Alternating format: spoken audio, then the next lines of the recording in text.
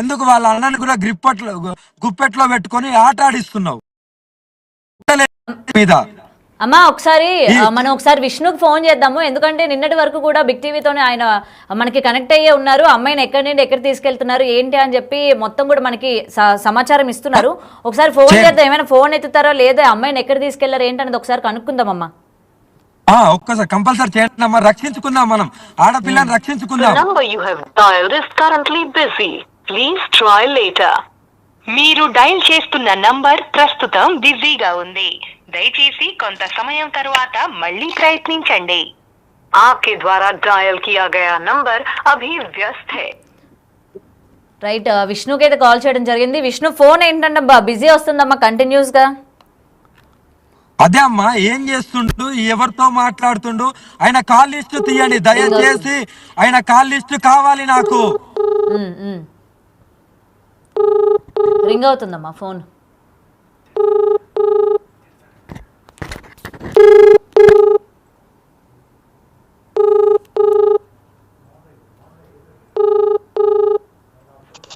Hello Vishnu గారు, ఎక్కడున్నారండి?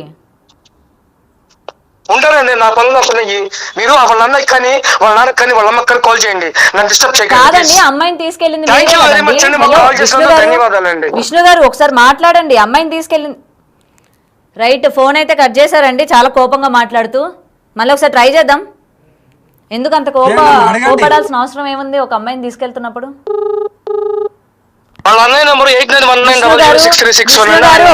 మాట వినండి ఒకసారి,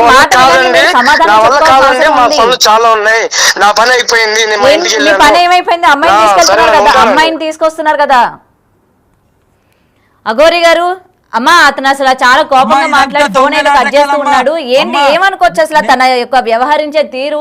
నిన్నటి వరకు కూడా మంచిగా రెస్పాండ్ అయ్యాడు, మీడియాకి మంచిగా మాట్లాడాడు, మీ గురించి కూడా చాలా వరకు చెప్పడానికి ఆయన చాలా అతి ఉత్సాహం కూడా చూపించాడు. మరి ఇవాళ అమ్మాయి గురించి అడిగేసరికి మన మీద రివర్స్ అవుతూ ఉన్నాడు. ముఖ్యంగా మీడియా పైన రివర్స్ అయ్యి ఆయన మాట్లాడుతున్న పద్ధతి కూడా మీరు వినే ఉంటారు కదా.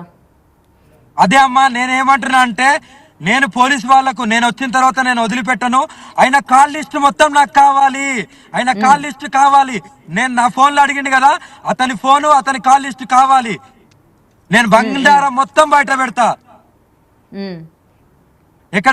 మాట్లాడిన పద్ధతి కనుక చూసుకున్నట్లయితే ఇంకా కొంచెం భయం గురి చేసే విధంగానే ఉంది. మరి వాళ్ళ తల్లిదండ్రులకు కావచ్చు, చూస్తున్న ఆడియన్స్ కావచ్చు, మరి అమ్మాయిని ఏం చేశాడు ఏంటి నిన్నటి వరకు కూడా. దయచేసి చెప్తున్నాను, ఆడపిల్లని కాపాడుకుందాం. ఆ కుటుంబానికి నేను ఆదుకుంటాను ఆ కుటుంబానికి. కానీ ఈ రాక్షసుడి నుండి కాపాడదాం. వీడి ఫోన్ ని తెచ్చి ఏందనేది కాల్ లిస్ట్ గానీ ఎవ్రీథింగ్ తీద్దాం. వీడి బండారం బయట పెడతా, కంపల్సరీ బయట పెడతా. రైట్, అయితే ఇంకొకసారి మనం ప్రయత్నిద్దాము, ఏమైనా మాట్లాడతాడేమో ఒక్కసారి చేద్దాము. చేయండి.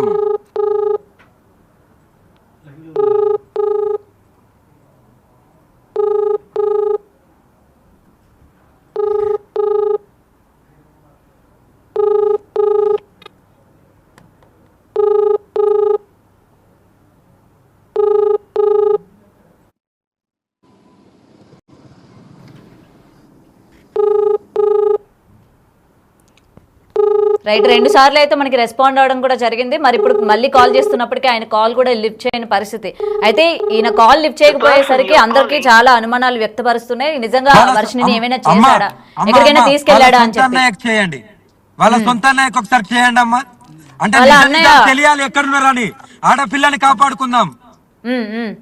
ఎందుకంటే ఈ విష్ణు వాళ్ళ సొంత అన్నయ్యని మ్యానిపులేట్ చేస్తుండు, గుప్పెట్లో పెట్టుకుండు. వాళ్ళ సొంత అంటే హర్ష కూడా విష్ణు చెప్పినట్టు చేస్తున్నాడు అంటారా? 100%. మనకి విష్ణు చెప్పడం జరుగుతుంది, మీరు నాకు అసలు ఫోన్ కూడా చేయొద్దు, మీకు కావాలంటే హర్షకి ఫోన్ చేయండి, మొత్తం కూడా హర్షనే చెప్తాడు, నన్ను ఎవరు ఏమీ అడగొద్దని చెప్తున్నాడు విష్ణు. ఒకసారి చేయండి అమ్మా, ఒకసారి చేయండి, నిజాలు బయటికి రావాలి. హర్షకి కూడా ఒకసారి ఫోన్ చేద్దాం, అయితే ఒకసారి లైవ్ లో కాల్ చేద్దాం.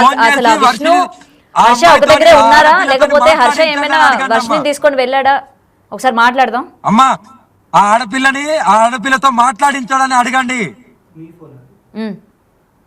అదే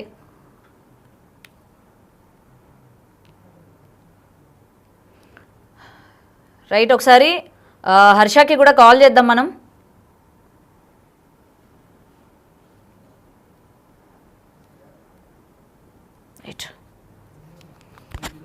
మరైతే విష్ణు సోషల్ మీడియా లేదా తెలియని గ్రూప్స్ నుండి పెట్టుబడి చిట్కాలు తీసుకోకండి. అవి సైబర్ నేరగాళ్లు మీ సేవింగ్స్ ఖాళీ